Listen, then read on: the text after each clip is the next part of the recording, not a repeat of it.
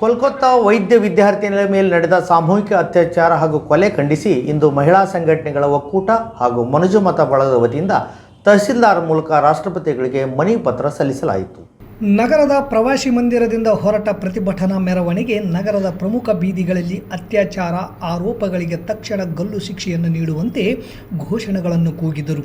ಸರ್ಕಾರದ ನಿರ್ಲಕ್ಷ್ಯದಿಂದ ದೇಶದಲ್ಲಿ ನಿರಂತರವಾಗಿ ಮಹಿಳೆಯರ ಮೇಲೆ ದೌರ್ಜನ್ಯ, ಅತ್ಯಾಚಾರ, ಕೊಲೆಗಳು ನಡೆಯುತ್ತಲೇ ಇವೆ. ನಿಲ್ಲಲು ಸರ್ಕಾರ ಕಠಿಣ ಕ್ರಮ ವಹಿಸಬೇಕು ಎಂದು ಮಹಿಳೆಯರ ಮುಖಂಡರಾದ ಸರಸ್ವತಿ ಪಾಟೀಲ್ ಸರ್ಕಾರದ ವಿರುದ್ಧ ಆಕ್ರೋಶ ವ್ಯಕ್ತಪಡಿಸಿದರು. ಮಹಿಳಾ ಸಂಘಟನೆಗಳ ಒಕ್ಕೂಟ ಹಾಗೂ ಮನುಜಮತ ಬಳಗ ವತಿಯಿಂದ ಹಮ್ಮಿಕೊಂಡಿದ್ದ ಪ್ರತಿಭಟನಾ ಕಾರ್ಯಕ್ರಮದಲ್ಲಿ ಪಾಲ್ಗೊಂಡು ಮಾತನಾಡಿದ ಅವರು, ಸರ್ಕಾರದ ವಿರುದ್ಧ ಮಹಿಳೆಯರು ಬೀದಿಗಿಳಿದು ಹೋರಾಟ ಮಾಡಿ ಸರ್ಕಾರಕ್ಕೆ ಬಿಸಿ ಮುಟ್ಟಿಸಿದಾಗ ಮಾತ್ರ ಅತ್ಯಾಚಾರ, ಕೊಲೆಗಳು ತಡೆಗಟ್ಟಲು ಸಾಧ್ಯ. ಮಹಿಳೆಯರ ಮೇಲೆ ದೌರ್ಜನ್ಯ, ಕೊಲೆ, ಅತ್ಯಾಚಾರ ಪ್ರಕರಣಗಳು ನಡೆದಾಗ ಸರ್ಕಾರ ತಕ್ಷಣ ಕ್ರಮ ಕೈಗೊಂಡರೆ ಇಂತಹ ಘಟನೆಗಳ ಜರುಗುತ್ತಿರಲಿಲ್ಲ. ತ್ವರಿತ ನ್ಯಾಯಾಲಯ ಆರಂಭ ಮಾಡಿ 6 ತಿಂಗಳೊಳಗೆ ಶಿಕ್ಷೆ ನೀಡಿದರೆ ಭಯ ಬಂದು ಇಂತಹ ಘಟನೆಗಳು ನಡೆಯುವುದಿಲ್ಲ. ಸರ್ಕಾರ ಆದೇಶ ನಿಟ್ಟಿನಲ್ಲಿ ಕೆಲಸ ಮಾಡಬೇಕು ಎಂದು ಪತ್ರಕರ್ತ ಸಂಘದ ಅಧ್ಯಕ್ಷರಾದ DH ಕಂಬಳಿ ಹೇಳಿದರು. ಜಮಾತೆ ಇಸ್ಲಾಮಿಕ್ ಮಹಿಳಾ ಘಟಕದ ಅಧ್ಯಕ್ಷರಾದ ಸುಮೈ, ಸುವರ್ಣ ಸೇಠ್, ವಿಜಯಲಕ್ಷ್ಮಿ ಗುರಿಕಾರ್ ಸೇರಿದಂತೆ ಇತರರು ಮಾತನಾಡಿ ಅತ್ಯಾಚಾರ ಆರೋಪಿಗಳಿಗೆ ಗಲ್ಲು ಶಿಕ್ಷೆ ನೀಡುವಂತೆ ಸರ್ಕಾರವನ್ನು ಆಗ್ರಹಪಡಿಸಿದರು. ಪ್ರಗತಿಪರ ಹಾಗೂ ಮಹಿಳಾ ಸಂಘಟನೆಗಳ ಮುಖಂಡರಾದ ಅಮರಮ್ಮ, ಸಾವಿತ್ರಿ, ಜ್ಯೋತಿ, ಶಕುಂತಲಾ ಪಾಟೀಲ್, ದೇವಿರಮ್ಮ, ಸುಲೋಚನಾ, ಯಮುನಮ್ಮ, ಎಸ್ ದೇವೇಂದ್ರಗೌಡ, ಬಾಸುಮಿಯ, ಶರ್ಬಣ್ಣ ನಾಗಲಾಪುರ್, ಬಸವಂತರಾಯ ಗೌಡ ಕಲ್ಲೂರ್, ಗೋಪಾಲ್ ಕೃಷ್ಣ, ಬಸವರಾಜ್ ಬಾದರ್ಲಿ, ಚಂದ್ರಶೇಖರ್ ಗೊರೆಬಾಳ್, ಹುಸೇನ್ ಸಾಬ್ ಸೇರಿದಂತೆ ಇತರರು ಪ್ರತಿಭಟನೆಯಲ್ಲಿ ಭಾಗವಹಿಸಿದ್ದರು. ಕಲ್ಕತ್ತಾದಲ್ಲಿ ಒಂದು ಅತ್ಯಾಚಾರ ನಡೀತಾ ಇದೆ ನೋಡ್ರಿ. ಮೊನ್ನೆ ಬೆಂಗಳೂರಲ್ಲಿ ಆದ ಘಟನೆ ಡಾಕ್ಟರ್ ಸೋಫಿಗೆ ಮಾತಾಡಿದ್ದು, ನಮ್ಮ ಮನೆಯಲ್ಲಿ ಬರಬೇಕಾದ್ರೆ ಬಸ್ನಲ್ಲಿ ಬರಬೇಡಮ್ಮ, ಸೇಫ್ ಇರಲ್ಲ, ನೀನು ಆಸ್ಪತ್ರೆಯಲ್ಲೇ ಇದ್ಬಿಡು ಅಂತ ಹೇಳ್ತಿದ್ರು. ಈಗ ಆಸ್ಪತ್ರೆಯಲ್ಲಿ ಈ ಘಟನೆ ಆದರೆ ಮತ್ತೆ ನಮ್ಮ ಮನೆಯಲ್ಲಿ ಗಾಬರಿ ಆಗ್ತಾ ಇದ್ದಾರೆ ಅಂತ ಹೇಳಿದ್ರು. ಇನ್ನೊಬ್ಬ ವೈದ್ಯರು ಹೇಳಿದ್ರು, ನನ್ನ ಮಕ್ಕಳನ್ನ ಡಾಕ್ಟ್ರು ಮಾಡೋದಿಲ್ಲ. ಇಂಜಿನಿಯರ್ದು ಒಂದು ಗಲಾಟೆ ಆಯಿತು. ಇಂಜಿನಿಯರ್ ಆಗಿ ಸಾಫ್ಟ್ವೇರ್ ಇಂಜಿನಿಯರ್ ಆದರೆ ಗೊತ್ತಿಲ್ಲದೆ ಹೋಗ್ತಾರೆ, ಸಾಫ್ಟ್ವೇರ್ ಇಂಜಿನಿಯರ್ ಬೇಡ ಅಂತೇಳಿ.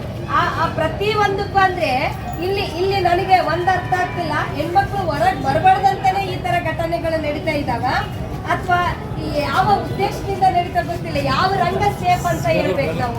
ಮನೆಯಲ್ಲಿದ್ರೆ ಮನೆ ಸೇಫ್ ಇಲ್ಲ, ಹೊರಗಡೆ ಬಂದರೂ ಸೇಫ್ ಇಲ್ಲ, ಬಸ್ನಲ್ಲಿ ನಿರ್ಭಯ ಅಂತ ನೋಡಿದ್ರೆ ಬಸ್ನಲ್ಲಿ ಸೇಫ್ ಇಲ್ಲ, ಟ್ರೈನಲ್ಲಿ ಹೋದ್ರೆ ಟ್ರೈನಲ್ಲಿ ಒಂದು ಅತ್ಯಾಚಾರ ಆಯಿತು, ಟ್ರೈನಲ್ಲಿ ಸೇಫ್ ಇಲ್ಲ.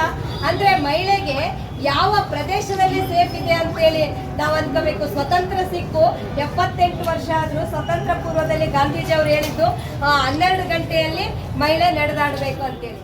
ಮೇಲೆ ಹಲ್ಲೆ ಮಾಡಿರುವಂತವ್ರು, ಅತ್ಯಾಚಾರ ಮಾಡಿಸಿರುವಂತವ್ರು, ಸಾಯಿಸಿರುವಂತವ್ರು ಸಾಮಾನ್ಯ ಜನ ಅಲ್ಲ.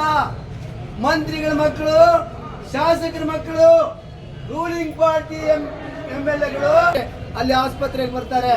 ಡ್ರಗ್ಸ್ ಅಡಿಕ್ಟಿನ ಲಾಬಿ ವಿರೋಧ ಮಾಡಿದ್ದಕ್ಕಾಗಿ ಆಕೆಯನ್ನ ಅಲ್ಲಿ ದೊಡ್ಡ ಹಾಲ್ನಲ್ಲಿ ಆಯಮ್ಮ ಇದ್ದಾಳೆ ಅಂತ ಅನ್ನೋದಕ್ಕೇನು ಆಕೆ ತಾಯಿ ಹೇಳ್ತಾಳೆ, ಆ ದೊಡ್ಡ ಹಾಲಿನಲ್ಲಿ ಈಕೆ ಇದ್ಲು ಅನ್ನೋದು ಯಾರಿಗೆ ಗೊತ್ತಾಗಕ್ಕೆ ಸಾಧ್ಯ ಇದೆ? ಅಲ್ಲಿರುವಂಥ ಸ್ಟಾಫಿಗೆ, ಅಲ್ಲಿರುವಂಥ ವೈದ್ಯರಿಗೆ, ಅಲ್ಲಿರುವಂಥ ಪ್ರಿನ್ಸಿಪಾಲ್ರಿಗೆ ಮಾತ್ರ ಗೊತ್ತಿದೆ. ಅವರೇ ಇದಕ್ಕೆಲ್ಲ ಕಾರಣ ಅಂತ ಹೇಳಿದ್ದಾರೆ. ಅಲ್ಲಿರುವಂಥ ಸರ್ಕಾರ ಕಾರಣ ಅಂತ ಹೇಳಿದ್ದಾರೆ. ಹಾಗಾದರೆ ಅಲ್ಲಿರುವಂಥ ಸ್ಟಾಫ್ನವರೇ ಕುತಂತ್ರ ಮಾಡಿ ಒಳಸಂಚಿನಿಂದ 77 ವೈದ್ಯ ವಿದ್ಯಾರ್ಥಿನಿಯನ್ನು ಕೊಲೆ ಮಾಡಿಸೋದಕ್ಕೆ, ಅತ್ಯಾಚಾರ ಮಾಡೋದಕ್ಕೆ ಕಾರಣ ಆಗಿದ್ದಾರೆ. ಅವರು ಸಮಗ್ರವಾಗಿರುವಂಥ ತನಿಖೆ ನಡೀಬೇಕು ಅನ್ನುವಂಥದ್ದು. इंसानियत तो नहीं कह सकते, वो एक जानवर की शक्ल की तरह हो सकते हैं, क्योंकि ये लोगों की हिम्मत इतनी ज्यादा है। अभी हमारी मैडम ने बताई हर वो सजा, उनकी सजा सिर्फ फांसी के अलावा कुछ नहीं हो सकती। ये इतने खतरनाक है कि इनके साथ जब इनको पता है कि इसके सजावार कौन है और किसने ये इतना बड़ा काम किया है, उसके बावजूद भी जो उनकी सपोर्ट दे रहे हैं, उनको हिफाजत में ले रहे हैं, वो भी सजा के मुस्तहिक है उठा रहे हैं। और हम चाहते हैं कि मुजरिम को सख्त से सख्त सजा मिले। ऐसे खतरनाक मुजरिम की फांसी के अलावा कोई और सजा हरगिज़ नहीं हो सकती, तो इनको फांसी दिया जाए।